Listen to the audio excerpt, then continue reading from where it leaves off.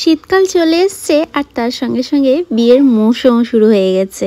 তো আজকে ছিল একটা বিয়ের নিমন্ত্রণ আর আজকে আমাদের অ্যানিভার্সারিও ছিল। সকালবেলা অনেক মজা করেছি, ঘুরে এসেছি, ঠাকুর দর্শন করেছি, মন্দিরে গেছিলাম।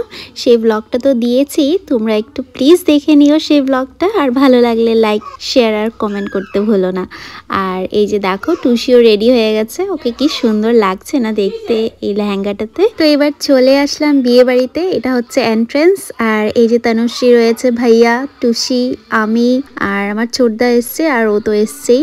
আমরা সবাই গাড়ি করে এসছি আর বউকে গিফটটা দিয়েই আমরা স্টার্টার খেতে চলে এসেছি, কারণ স্টার্টারটা মেইন খেতেই হবে।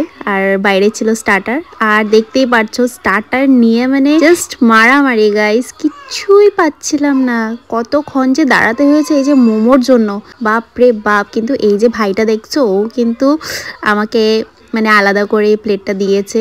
স্টার্টারে প্রচুর কিছু ছিল, পানির পকোড়া থেকে শুরু করে চিকেন টিক্কা, তারপর ছিল fish finger, momo, chow mein, phuchka তো ট্রাই করিনি।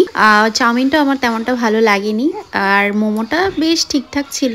আর এই ফিশ ফিঙ্গারের জন্য বিশ্বাস করবেন আমি 1 ঘন্টা দাঁড়িয়েছি, কারণ ফিশ ফিঙ্গার আমার এত প্রিয়। আমি ভেবেছি আমি এটা খেয়েই যাব, এটা না খেয়ে আর যাবো না। তো যাই হোক, ফিশ ফিঙ্গারটা লাস্ট পর্যন্ত পেলাম। এটা খেয়ে চলে এসেছি মেন কোর্সের দিকে, কারণ মামামকে তো বাড়িতে রেখে এসেছি, ও ঘুমোচ্ছিল মার কাছে। তো এবার মার কাছে ফোন করেছিলাম, মা বললো যে উঠে গেছে, তাই আমরা তাড়াতাড়ি এখানে নিয়ে নিয়েছি মেন কোর্সটা। আর দেখতেই পাচ্ছ এখানে পোলাও রয়েছে, মাটন, চিকেন লেগ পিস ছিল, তারপর মাছ ছিল, কিন্তু আমি মাছটা নিইনি, কিন্তু টেস্ট ছিল। আর ডেজার্টে ছিল মিষ্টি, গোলাপ জামুন, আর ছিল গাজর কা হালুয়া। তো খাওয়া দাওয়া শেষ হয়ে গেল, এবার বাড়ি ফিরে যাব। আর এই যে দেখো এই দিদা, এই হচ্ছে আমার বড় জায়ের দিদা।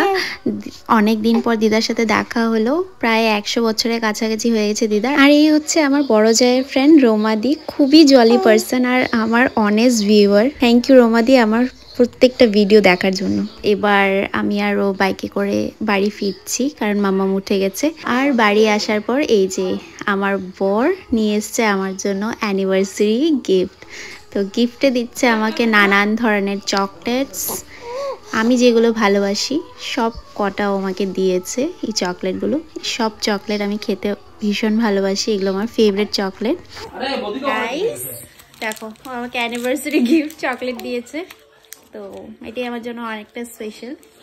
এটা পেয়েছি, আমি সত্যি খুব খুশি। আর এমনি তো গিফট পেতেই থাকি, যা দেয় সব ওই দেয় আমাকে।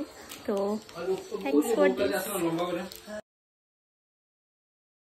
তোমাদের কেমন লাগলো আজকের ব্লগটা আমাকে কমেন্ট করে নিশ্চয়ই জানিও। আর যদি ভালো লেগে থাকে তাহলে লাইক, শেয়ার আর কমেন্ট করতে ভুলো না।